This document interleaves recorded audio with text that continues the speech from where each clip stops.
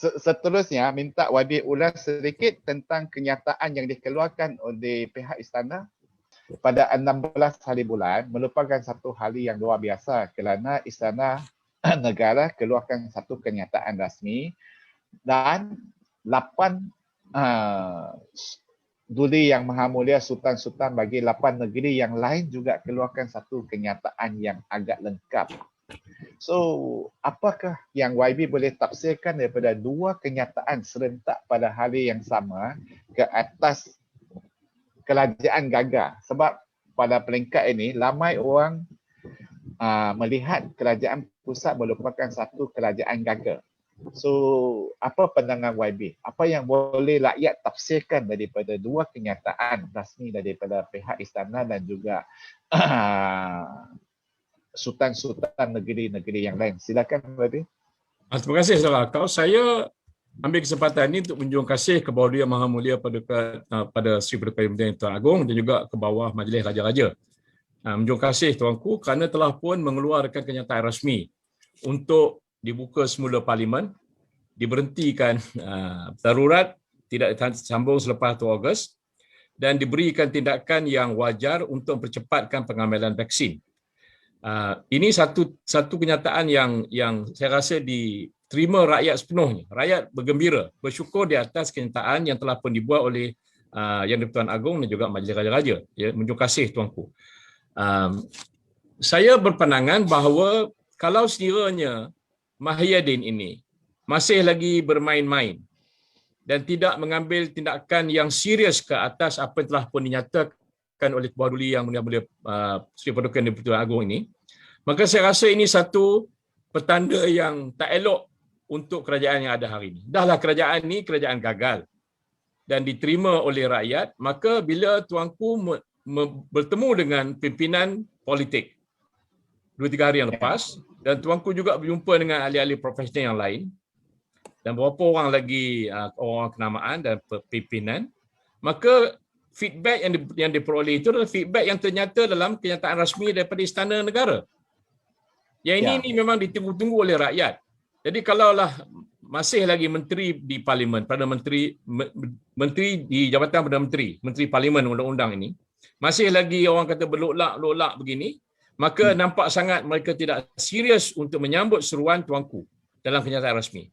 Kedua-dua kenyataan rasmi itu saya lihat tadi adalah satu usaha untuk beri emphasis, untuk penegasan bahawa kena ambil tindakan yang secepat mungkin. Segera tu bagi pahaman kita, ambil tindakan secepat mungkin itu ialah untuk menyelesaikan masalah ini secepat mungkin. Supaya suasana untuk melihat dan mengimbangi, ya, dan juga untuk menyelesaikan masalah COVID dan masalah kewangan ini tidak boleh dilengah-lengahkan lagi. Dan saya berpendapat dan juga berpandangan bahawa kenyataan rasmi itu menuju ke arah itu. Kita tidak mahu lagi membiarkan rakyat menderita. Tak mahu lagi supaya vaksin ini banyak sangat birokrasi dan lambat dibandingkan negara-negara lain. Kita tak mahu lagi parlimen dimandulkan. Maknanya ini satu usaha yang kalau dibuat secepat mungkin, maka dia seirama dengan dekri yang dibuat oleh tuanku. Tapi kalau masih lagi mengatakan tuanku tak sebut bila nak bersidang, bulan bila nak bersidang, saya rasa ini mentertawakan, dunia mentertawakan. Tidak menghormati langsung Kebawah Duli Yang Maha Mulia Sri Paduka Baginda Yang di-Pertuan Agong, tidak menghormati dekri yang dibuat oleh Majlis Raja-Raja. Jadi saya mengharapkan Majlis Persidangan Majlis Tinggi UMNO akan mengambil kira kenyataan yang dikeluarkan oleh Majlis Raja-Raja, kenyataan yang dikeluarkan oleh Istana Negara, supaya inilah caranya untuk menyelamatkan negara kita terletak sebahagian besarnya di tangan ahli-ahli Parlimen UMNO, khususnya menjadi ramai yang jadi menteri-menteri kerajaan gagal hari ini. Jadi saya berdoa mudah-mudahan mereka berani buat keputusan supaya selari dengan kehendak dan juga arahan daripada tuanku Yang Tuan Agong, arahan Majlis Raja-Raja. Bagaimana YB melihat Menteri Undang-Undang yang membuat satu kenyataan yang boleh disifatkan mendahaka? Dan pada hari ini saya membaca laporan bahawa pemuda daripada PH Pakatan Harapan telah membuat laporan polis di seluruh Malaysia. pandangan YB, adakah wajar Menteri Undang-Undang membuat kenyataan sedemikian dan nampaknya beliau akan masih berkeras kepala kot sekiranya kerajaan masih enggan untuk menerima teguran daripada Tuanku ataupun Majlis Raja-Raja, apa yang patut kita lakukan? Kita minta Perdana Menteri juga letak jawatan atau macam mana pada pandangan YB? Sekiranya mereka juga enggan sampai nasihat Sultan dan Duli Yang Maha Mulia Agong, YDPA pun mereka dah tak nak dengar lah. Sombong dah, angkul lah. So apa yang patut kita lakukan? Minta Perdana Menteri juga dibuang ke macam mana? Saya mengirakan apa yang telah pun didedahkan oleh pemuda Pakatan Harapan tadi menyatakan bahawa kenyataan daripada Datuk Seri Taqiyuddin itu sendiri adalah satu suasana penderhakaan kepada Majlis Raja-Raja. Yang ini amat bertepatan. Kerana titah tuanku ini adalah titah untuk menyelamatkan negara secepat mungkin. Tapi kalau masih lagi Datuk Seri Taqiyuddin ini bermain-main, masih lagi orang kata hiding behind the bush, jadi ini satu ketidakseriusan daripada kerajaan gagal ini. Dan memberikan cerminan kepada Muhyiddin yang tidak boleh mengawal. Sepatutnya sekurang-kurangnya kalau dia nak mengeluarkan kenyataan yang tidak bodoh itu kenyataan bodoh dan derhaka.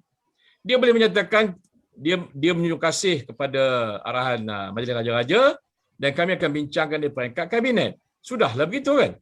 Ya. Makanya ada pengharapan daripada orang ramai. Tapi dia menyatakan bahawa Majlis Raja-Raja tidak menentukan bulan bila nak buka parlimen. Tidak menentukan bila nak tutup darurat. Ini satu penderhakaan kerana mempersoalkan kewibawaan Raja-Raja Melayu, mempersoalkan kewibawaan Tuan Agong. Jadi inilah penderhakaan yang dimaksudkan oleh pemuda Pakatan Harapan dan saya sendiri bersetuju bahawa apa yang dinyatakan oleh Datuk Seri Taqiyuddin itu adalah lebih dari penderhakaan.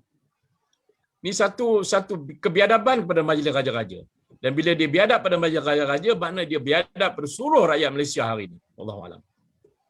So, kalau mereka masih bertegas macam ini, kita perlu menyeru semua pengundi-pengundi dalam seluruh negara untuk tolak mereka pada PIU 15.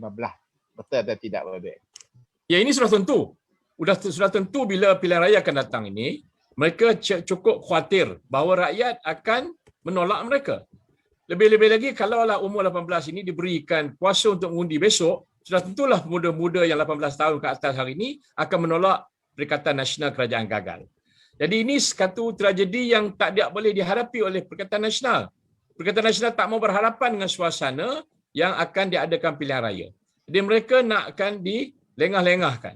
Jadi kalau darurat ini ditarik balik, Parlimen mula bersidang, maka semuanya akan didedahkan. Terpaksa didedahkan. Laporan-laporan rasmi kena didedahkan. Jadi barulah kita dapat pengalaman, dapat maklumat yang tepat kenaan apa yang berlaku yang dibuat oleh Perikatan Kerajaan Gagal hari ini. Saya boleh bayangkanlah kalau dia sendiri tidak ikhlas dengan nama dia. Nama dia yang tertera dalam kad pengenalan dia adalah Muhyiddin. Dan dia mengeluarkan dalam semua borang-borang yang dia isi, termasuklah borang pencalonan pilihan raya sebelum ini, nama bukan nama dia. Jadi ini satu gambaran bahawa Perdana Menteri kita ni memanglah akan menghancurkan negara ini. Ya. Kalau nama dia pun dia tak hormat.